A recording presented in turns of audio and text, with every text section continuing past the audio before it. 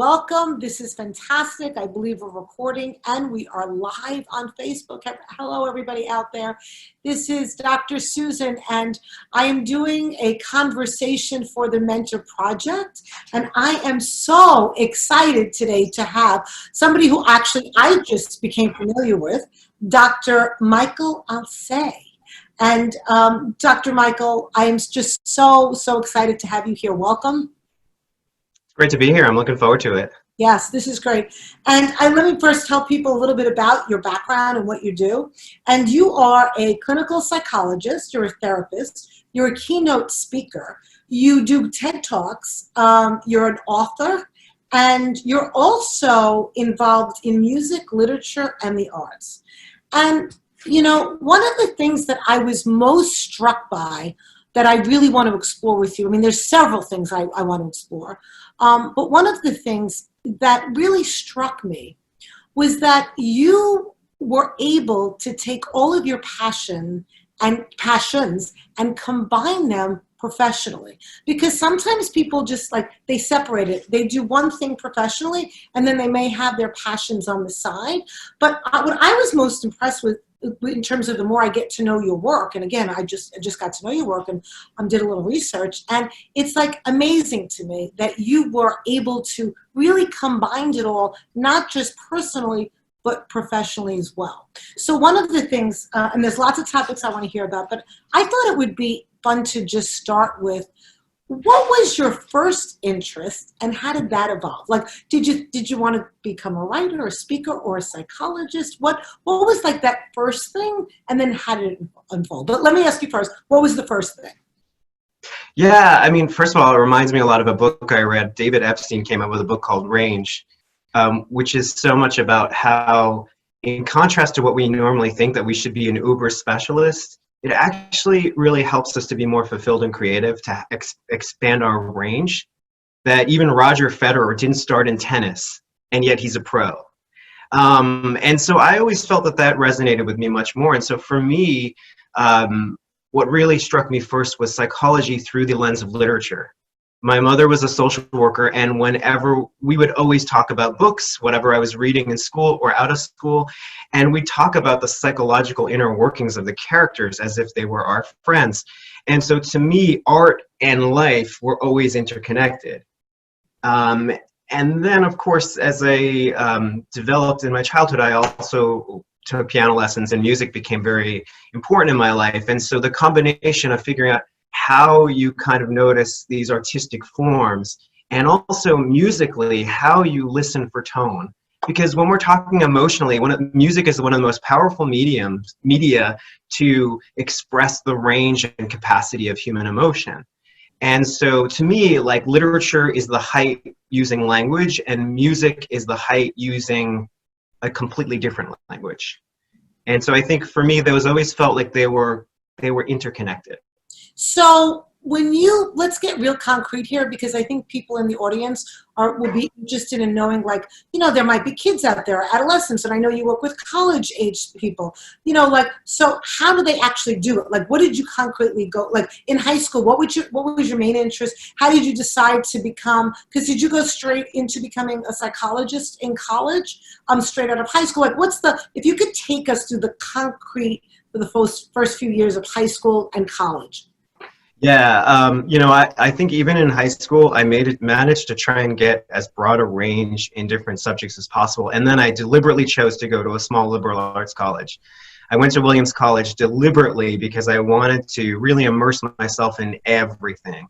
And so I took biology classes. I was a bio major as well as a psych major. I took literature classes. I took philosophy. I took photography. I took creative writing. I wanted to really get at the full banquet of what was out there. And it just turns out that as much as I tried to say, I don't want to do psychology, I know it, my mom was a social worker, I've seen this all, the more I studied it, but also the more I got actual experiences with it. In college, I did an internship where I worked with juvenile delinquent boys, and I thought I would hate it. But I ended up feeling like, wow, the time just flew, not only listening to their stories, but figuring out how I could make a connection with somebody who was so different from me. And so for me, it was really like something that emerged that was something that kind of I knew and didn't know. Mhm. And I think college helped me kind of give me a broad range of experiences. So then I kind of was like, wait, psychology brings the best of literature, of helping somebody, and something where it's all about conversation. And as we'll talk about later, I'm a total introverted extrovert. I need the social connection, but I also need to dig in deep in the inner world. And so therapy for me was that perfect medium for that extrovert introvert fix that I need. That's great. And, because for the last, I don't know how many years, that liberal arts degree really was, not looked at as like, you're going to get a liberal arts degree. What are you going to do with that? But, Right. and one of the things that we found that was missing in companies were people that were not real, they weren't finding that employees were really diverse. And Yeah. that's really needed, right? Because you need to be Yeah. able to interact with lots of people in lots of different divisions. So that's great. So, so you went on, then you went to a liberal arts school, then you decided to go on for psychology. And Right. what was your major when you, when you went in for psychology? Did I pick a major? Yeah. What was your major?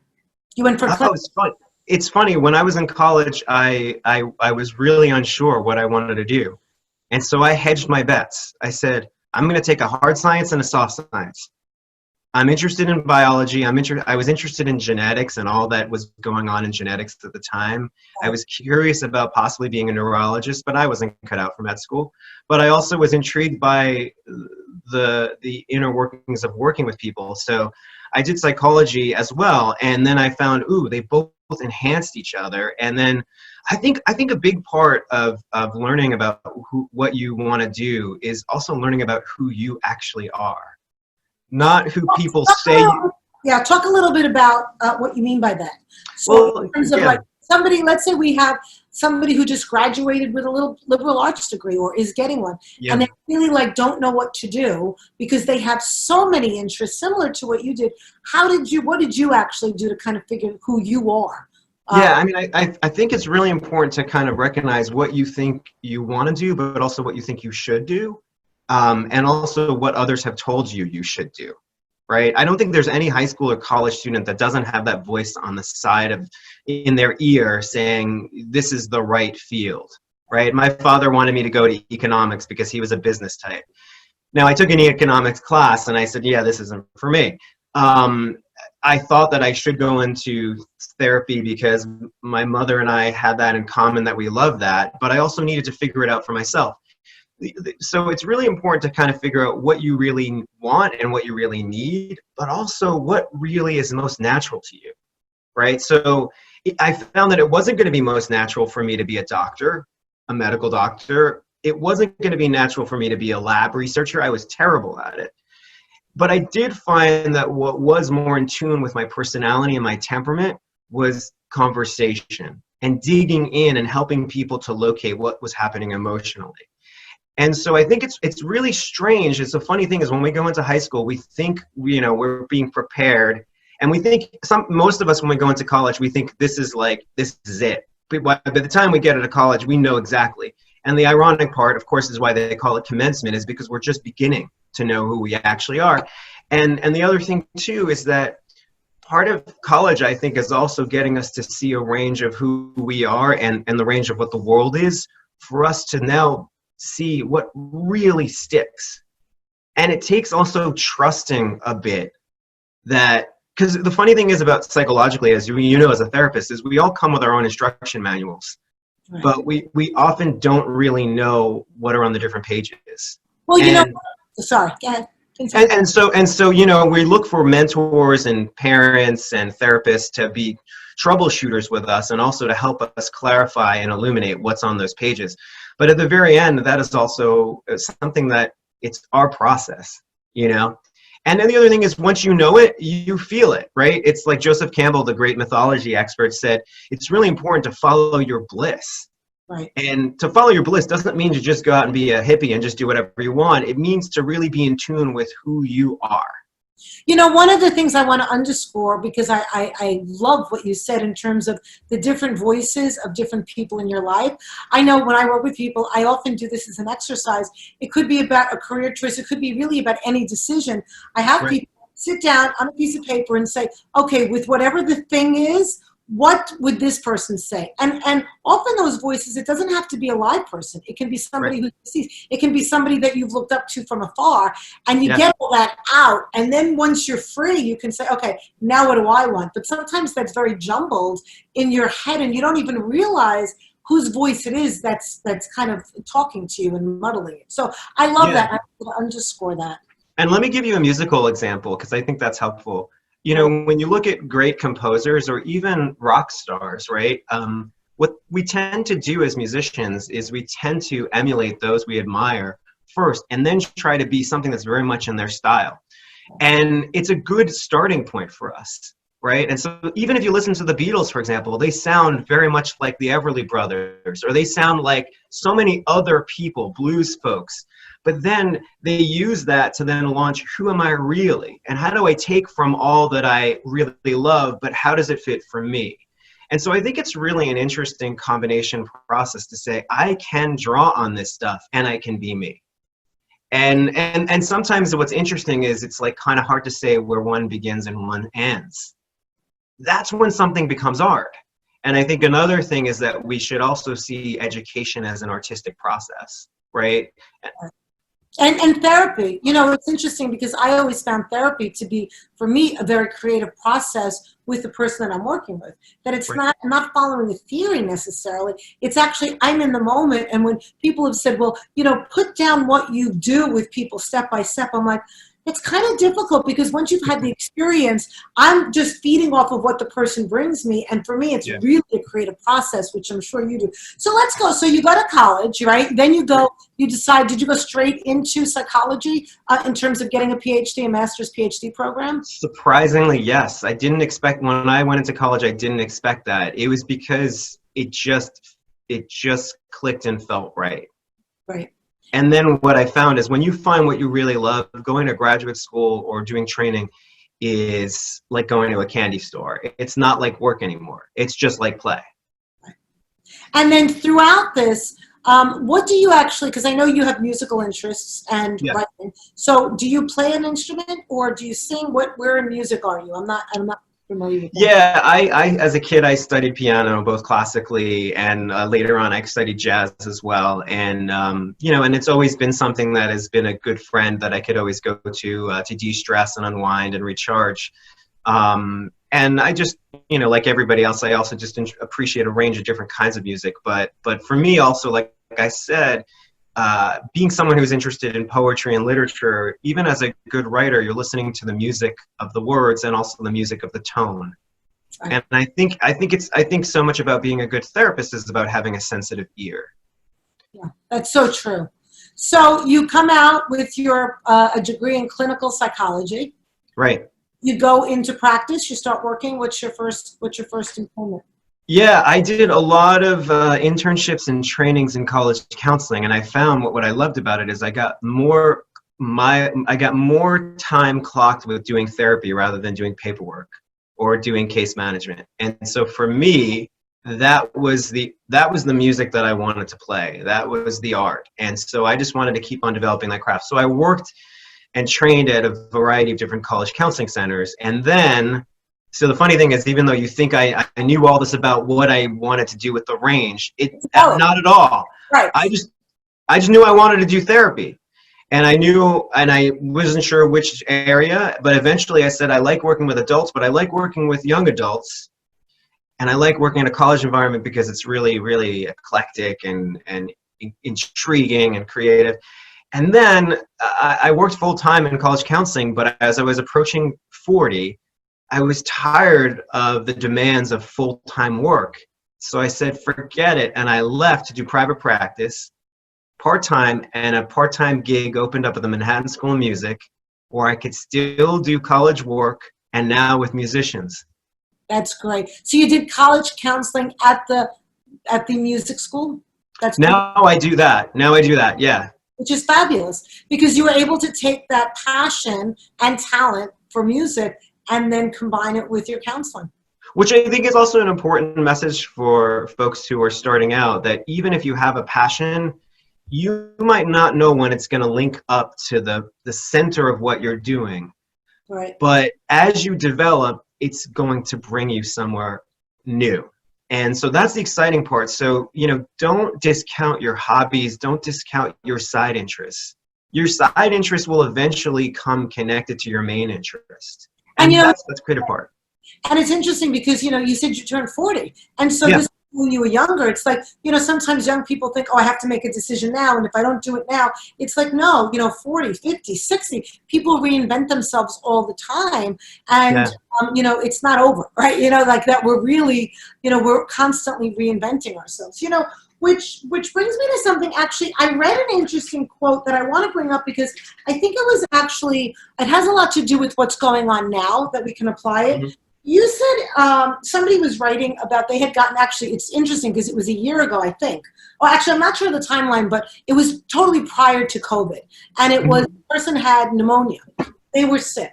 And I think they reinvented themselves, but this is part of a quote, and I was really intrigued by it, and I'm going to just read the quote if I can, and we can talk more about it, because I think it applies to so many that maybe have gone through either physical illness with COVID or feel that, they've gone through a related kind of like not being able to go out of the house kind of, quote, illness, even the quote. But the quote is, and again, it's part of the quote, a physical issue can open up the space for reinvention and surprisingly allow the paradoxical freedom to do what we wouldn't be able to do when we are stronger.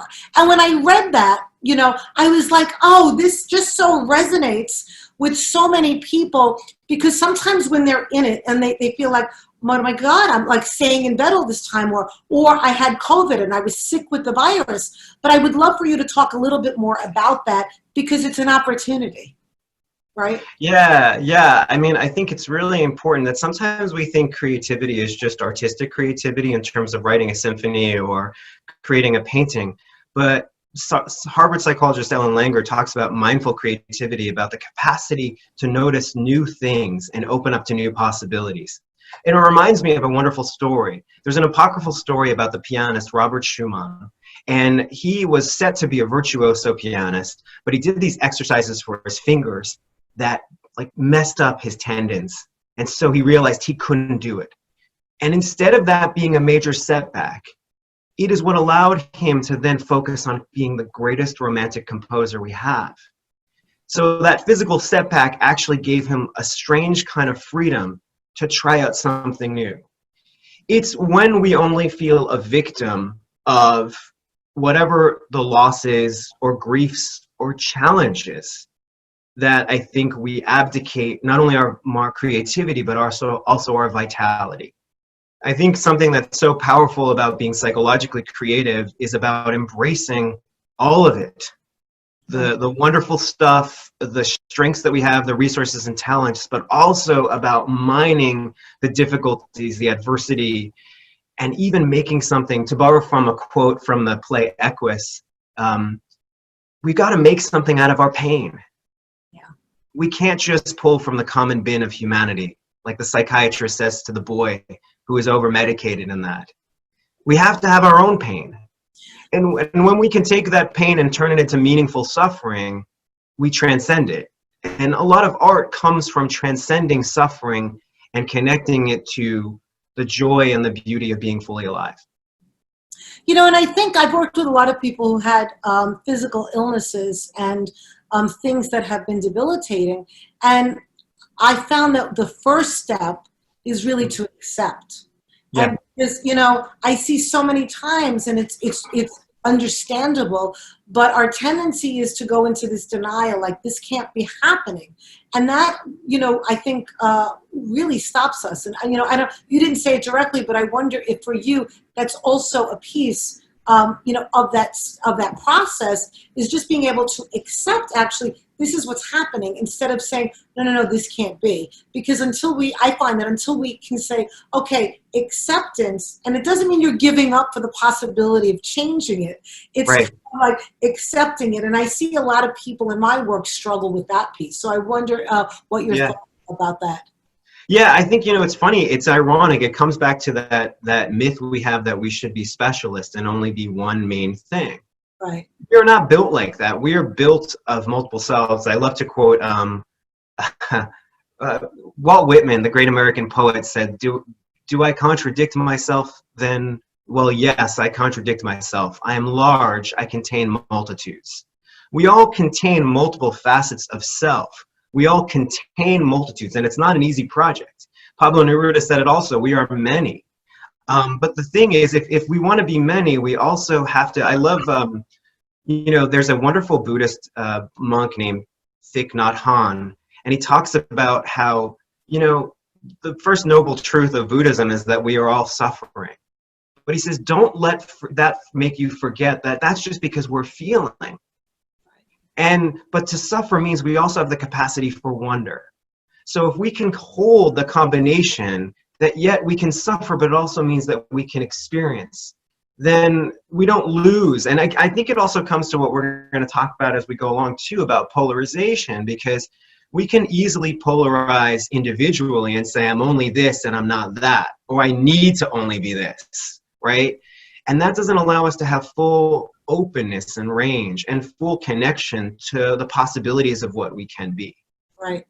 It's interesting because I think, both in terms of the Buddhist use of suffering, right, and the first noble truth, Ethan Nichtern, I don't know if you've heard or familiar with his work, but he actually took the word suffering and he gives it a little bit of a different definition because he contextualizes it from the time and what that word often meant. And, and I've done a lot of work, it's consistent with what you're saying, but, in terms of suffering, we can feel the pain and not necessarily suffer from it, Yes. And it's about like accepting, okay, I can't accept this. I could feel the pain, but moving out of the suffering where the creativity and joy can then move and welcome. But yeah, so why don't we, you brought up, one of the other things that I know that you talk a lot about. Well, there's two pieces that I want to make sure we get to. One is the political polarization, and you talk about how therapy can actually help with that. And the other piece is the whole issue of being an ambivert. So why don't we start first with the political polarization? That would, I think that would be helpful to talk about. Yeah, I mean, I think it's easy for all of us to polarize, whether it's in our relationships with our significant others or with family members or our kids, and even on the collective frame. It's polarization is making us feel safe that we know one thing and the other thing is not. And, we're built to dissociate. We're built to say this is good and this is bad. And that helps us differentiate things. But we also, in other words, we also have to have a discriminating capacity, but we also need to have the receptive capacity. It's like the yin and the yang. We need to be able to discriminate between this and that to figure out what's of value, but we also need to be receptive and curious to be open to what we don't know yet. And that takes a lot of curiosity, that takes a lot of character and integrity, and it also takes work. And it's not easy to hold that space open. Actually, there's a wonderful child psychologist that you probably know, Donald Winnicott, who most of us know from the transitional object and the good enough mother and all these wonderful concepts. But he had this lovely sense that, that we had to find our way of holding both together, that we needed to find a potential space or transitional space between the concrete reality of life, sometimes the difficulties, but also the fantasy and imagination that brings us magic. And he felt that creativity and vitality comes in that middle place. It's not either or, it's both and. Right. Now, some people, I just want to say, just because some people watching, might be a very new concept for them. So I just want to say a little bit more a little bit again, and the main because, so again, we have a mixture of an audience. Some people have been in the mental health field and are familiar with the work, and others are really just being introduced to this. So, I'm going to just stop you and let's say it again. Yeah, so, the funny thing is, the wonderful thing is if you look at a transitional object like a teddy bear, we have to respect that the teddy bear is a real, actual bear in physical reality, and yet it has a mythology with a name and a whole history. And that we would never tell the child that it is just a stupid bear. Or we would never tell it that it's just all of the fantasy. It has to transcend both. And by doing so, we allow it to be this multifaceted thing. And so the idea of potential space is being able to find something between. And the other thing too, and I think we also know this, the reason why I think art speaks to us, whether it's literature, music, painting, anything, is because it speaks to us through that space that holds, it's a real object, and yet it's a symbolic object of something much more. Mm-hmm. Right, so I want to steal something from a mentor of mine. His name is Don Kalsched. He's a Jungian analyst, and he talks about, you know, that beautiful painting on the Sistine Chapel where Michelangelo shows Adam and God, and the fingers are coming like this. The place for creativity is right between the fingers and the space. That's the space between what we are in the real world over here on the ground and God, which sort of represents the imagination and what's possible. And when we are in polarization, we cut off that space. And we say either you are the devil and I am the angel. Or we say I am perfectly right and you are perfectly wrong. And often I want to be charitable and generous. There's often good reasons why we do that. Usually it hits on some place of individual or collective trauma that makes it difficult to hold that space open. And usually the same thing that happens in couples counseling, right? It's not because one partner is trying to be contemptuous and critical. They're hurting, and they're also maybe reenacting an old storyline. So how do you deal with today's current political and adversarial kind of culture that we're in, and even whatever your personal preference is, it's, you know, it's an interesting kind of time that we're living in. So what do you do on a day-to-day practical level when you are seeing, and you don't even have to tell us what side of the fence you're on, it doesn't matter. It's like, right. Whatever you're, I don't, that for this conversation, it doesn't make a difference. But how do you personally deal with that, given this is one of your passions in life work and you know so much about it? On a personal level, what are you doing on a day-to-day basis when you see the polarization of the issues? And I'm sure that you have a feeling for one side more than the other, because most of us do. But what do you do? What are you doing on a practical, you wake up in the morning and you see the news and you see what's happening. What do you do with it? Like, what's your... I think one of the most important things, and it's hard for all of us, is to try and follow the hurt, not so much the hate. And that often, and when we see hate coming from whatever direction, whether it's in a therapy session individually or in a couple, or looking at the culture, that we be curious about the hurt that is trying to be expressed or is having difficulty being expressed. Now, that doesn't mean I'm condoning the hate or endorsing the hate. Empathy, as we know, is about being able to appreciate the other's perspective without necessarily endorsing it. But it, again, holds a curiosity as to what might be happening here. And the other thing that I like to look at is to try and make it possible to help myself and others feel more conscious of why that issue is there. Why it's been not only so hurtful, but why it brings up the hate. Because hate is also a meant of trying to say, I don't like this, this is bad. This is, and oftentimes there's reasons that it's been bad for a lot of important reasons.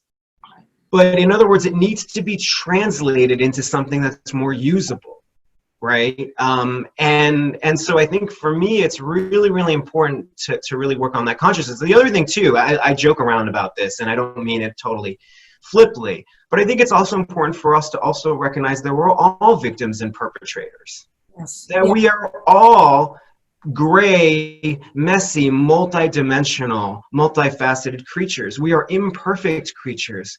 So I think it's really also important, and I think, again, being curious about being, not only owning all those sides, but there's a wonderful poem by Rumi called The Guest House, and he says, this being human is like a guest house, every day a new visitor.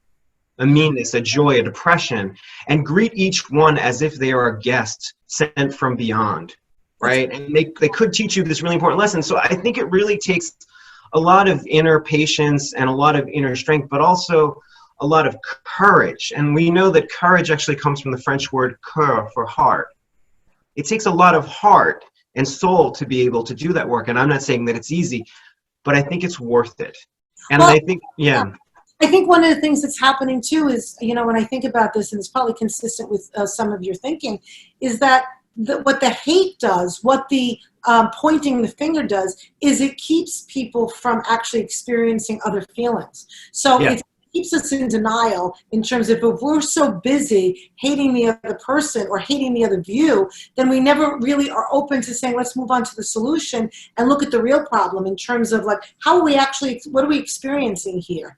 And I think I see that in so many different ways. So I always want to just, like, have people say, stop, just talk about what you're actually feeling in this moment. Like, first, just become really aware of yourself right here and now, but and accept it, accept the feelings on those and the deeper levels. And, as you say, we have all those different voices. And then, I talk a lot about conversations we have with ourselves, but, so I think that, in terms of, is there anything else on the political polarization that you want to talk about or mention in terms of the creativity before we move on? Yeah, I mean, I think the other thing too, like you said, is that I think we inadvertently hurt each other, and then we don't realize that we're each hurting, and sometimes we're not consciously doing it, sometimes we are, but I think it takes a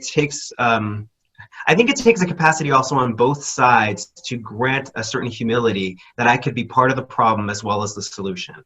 Yeah. And even give a little bit to the other side, and that when we each can give, like even when couples are fighting, right? Like, they're each hurting each other and they're each feeling really justified in their positions.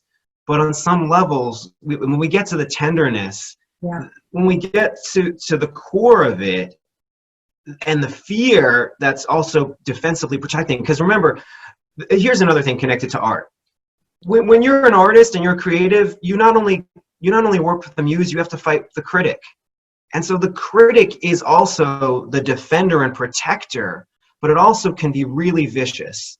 And so when we're talking about political discourse, just as we're talking about being a good artist or even being psychologically integrated, we have to know how the critic works and tries to take us away from some new experience and why. And that is an art in of itself. Yeah, it's a great point. That's a great point. So I'm going to shift it a little bit because I know your other passion right now, and I believe that you're involved in writing a book on this. And I don't did the TED Talk yet on it, but is this whole notion of introvert, extrovert, and ambivert. And I've done some thinking about this myself recently, and did a little bit of writing on it. But can you talk a little bit about, first of all, maybe just define it for those that don't know? I mean, I'm really familiar, but a lot of people don't know what it is. So maybe I'll give a metaphor. It's easy. So an extrovert is somebody who tends to get energized by being around other people and being with outer things. They're like, I like to think of them as the gas-powered cars of the world. And if you notice in our culture, there's a gas station around every corner. Our American culture is very set up for extroverts. Since the 20th century, we've become more and more extroverted.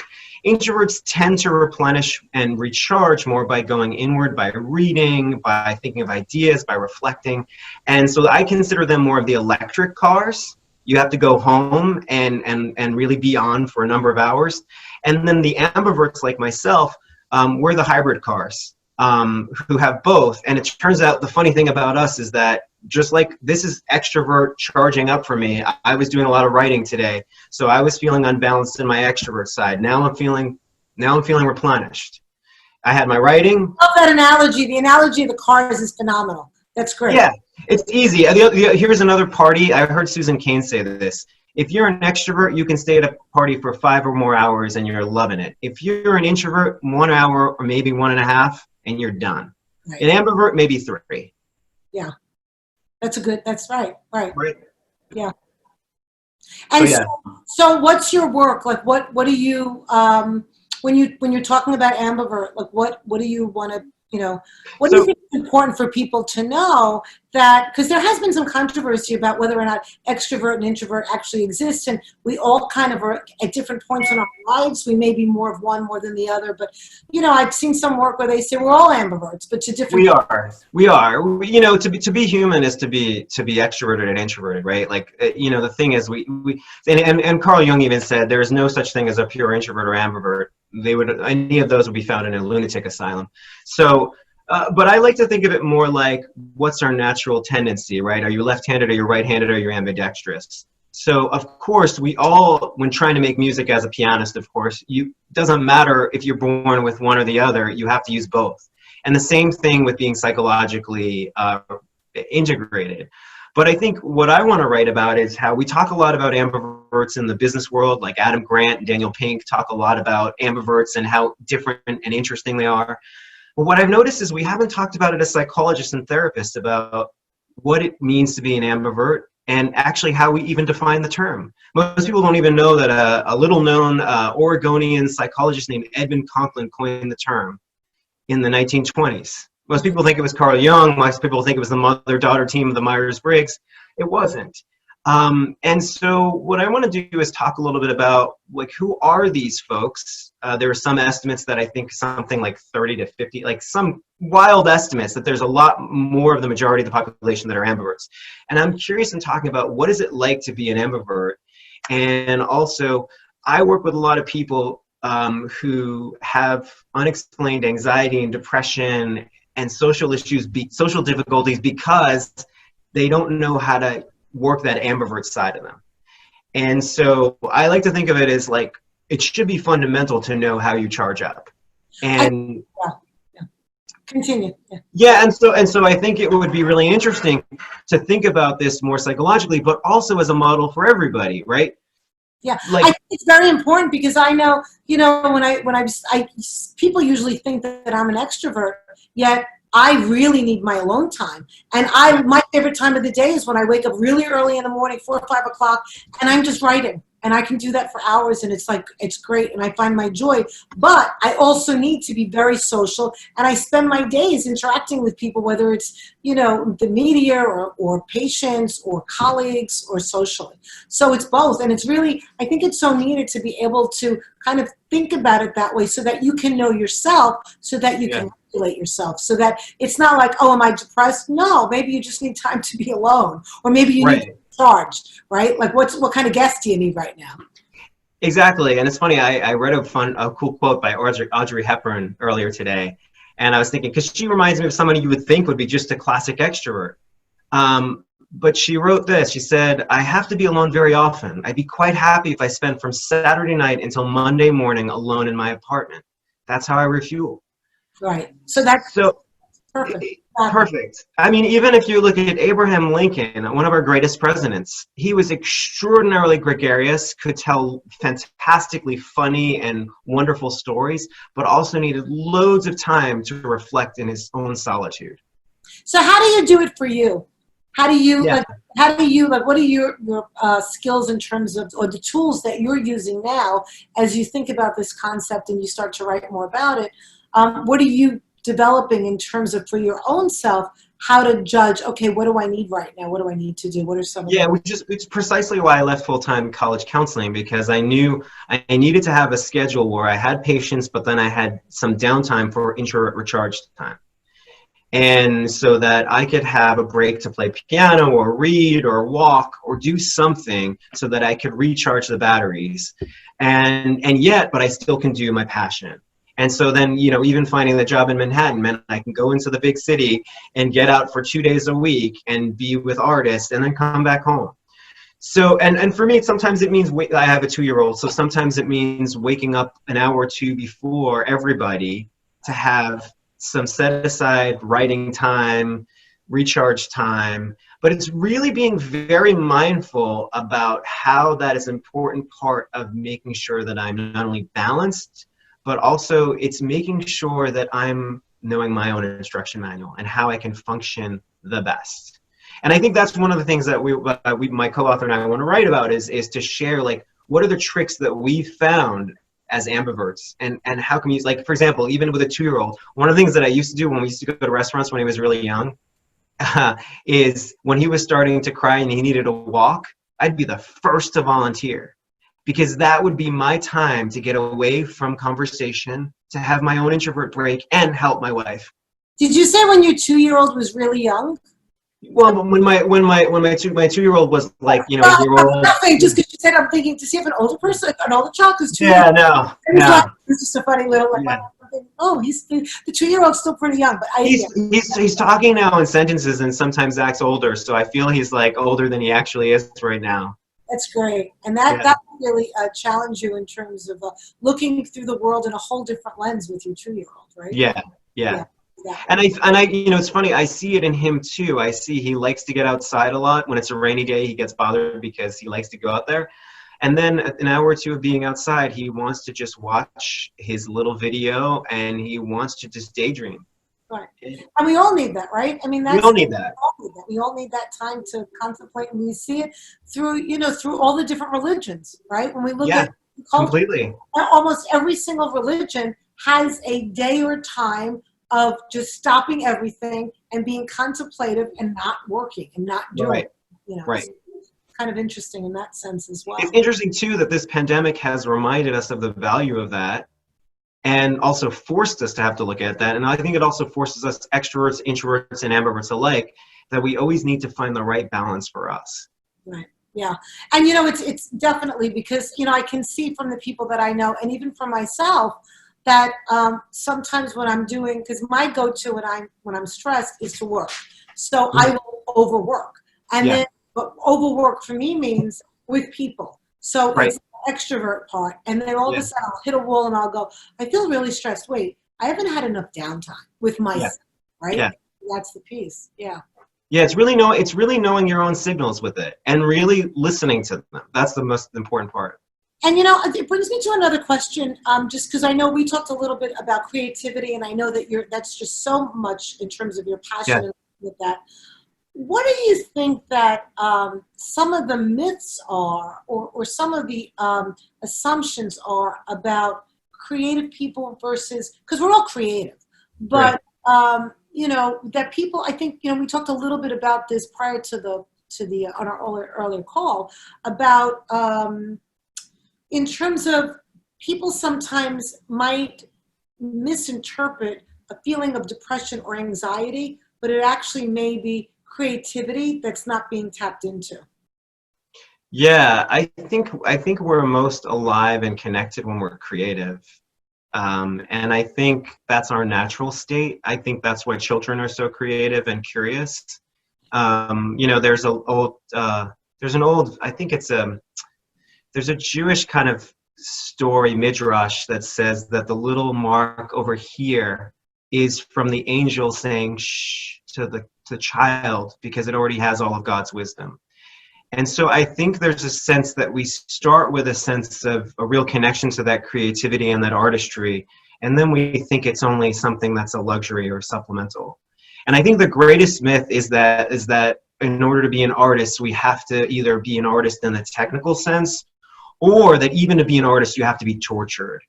I don't really think that's the case. I think it's actually about being in touch with the fullness of you and the fullness of the world and tapping into that. Well, and we see so many times that people who come into counseling or therapy or afraid to, in terms of people who are being creative, whether it's musically or through different arts, that they're afraid that if they feel better, right, if they get out of their madness, then they're going to lose their creativity. When I think the opposite happens, it actually frees them in a different way, right? Completely. Yeah, completely. That was Kafka's dilemma. Kafka felt like he didn't want to be analyzed by the early analysts because he felt like it would take away his angels as well as his demons. And I so appreciate, and I'm just in awe, your love and your proficiency in literature really has come out during this interview, because all of your analogies are just fantastic, and your ability to recall all of these literary statements is absolutely wonderful. So your creativity is coming through, and your love for literacy is certainly coming through. Oh yeah, thank you. Great, loving that, appreciate that.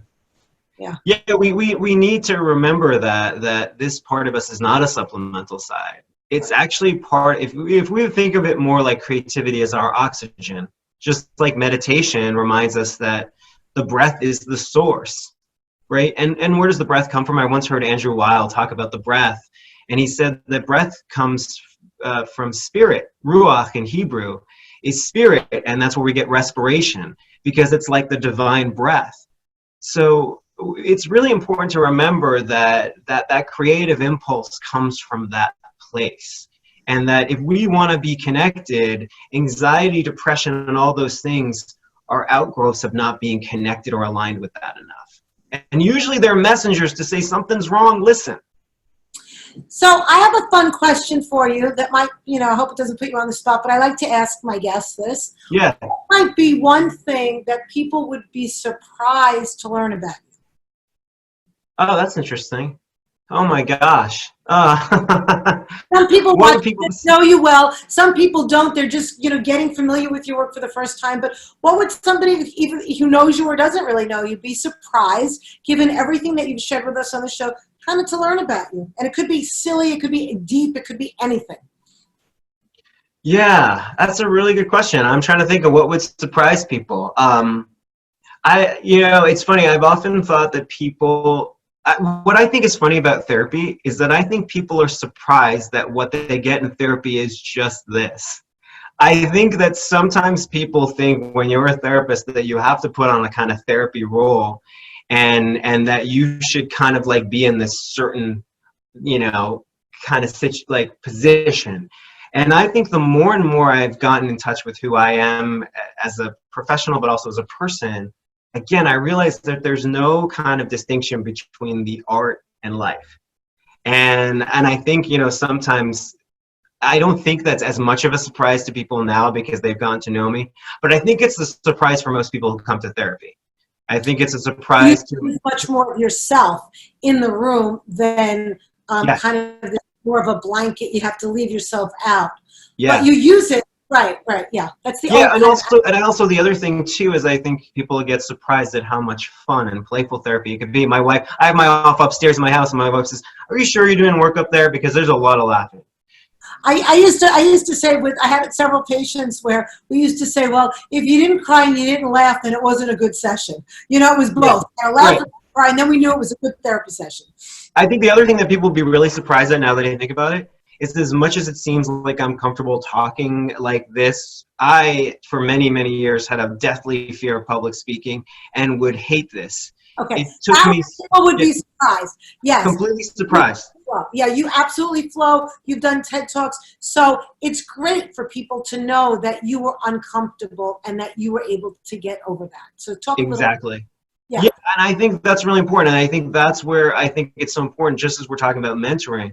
I think the mentoring process is also about learning who we are and how we can be most fully ourselves and not have to pretend to be in any role or pretend to be something that we think we should be or the world thinks we should be. And that when we come from that place, we can be more flexible and free and alive and less self-conscious. And so for me, the biggest surprise when people ask me about what you are, oh, you love talking.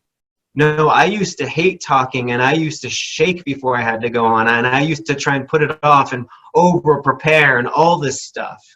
So I think it's very helpful for a lot of people that are watching.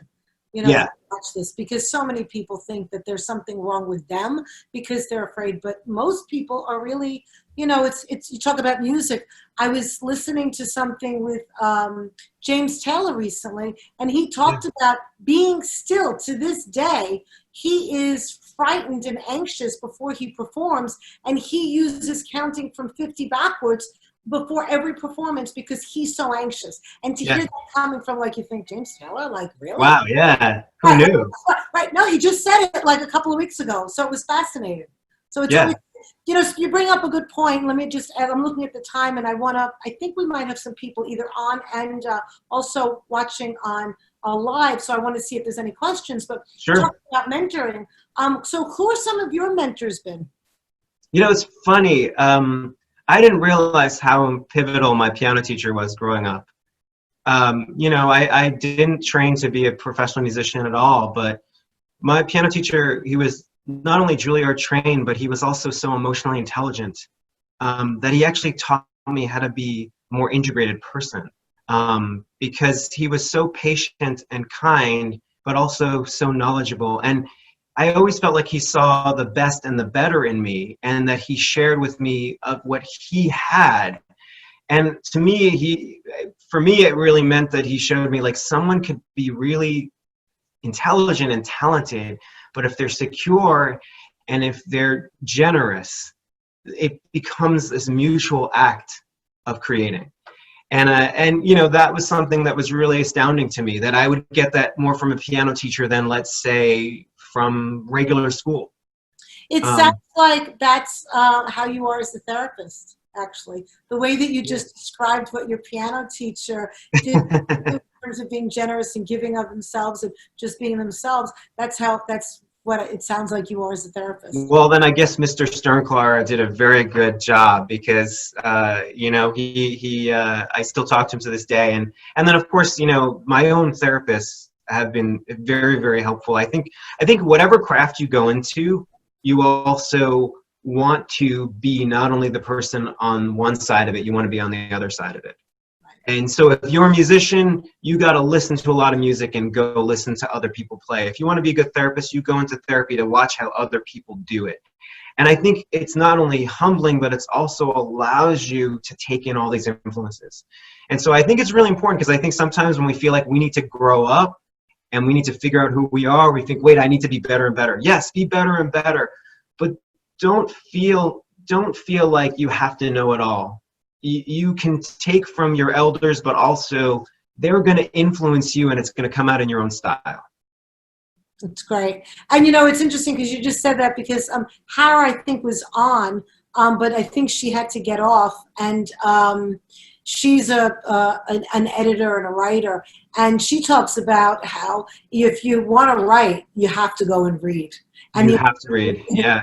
Not just writing every day, it's actually reading. And she just recently said that on one of her talks. Oh, completely. I'm just looking to see, because I don't think that we have any questions and nobody else is on.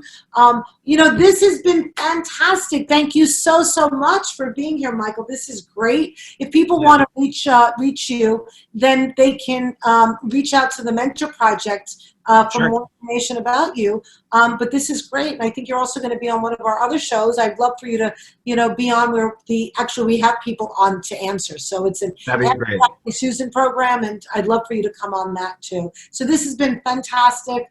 We look forward to your future book on, you know, on ambiverts, as well as the TED Talks. And thank you so much for being on here tonight. Thanks so much for having me. I feel charged up again. Thanks a lot. That's great. Thank you. Thank you all. And we'll see you next time. And thank you.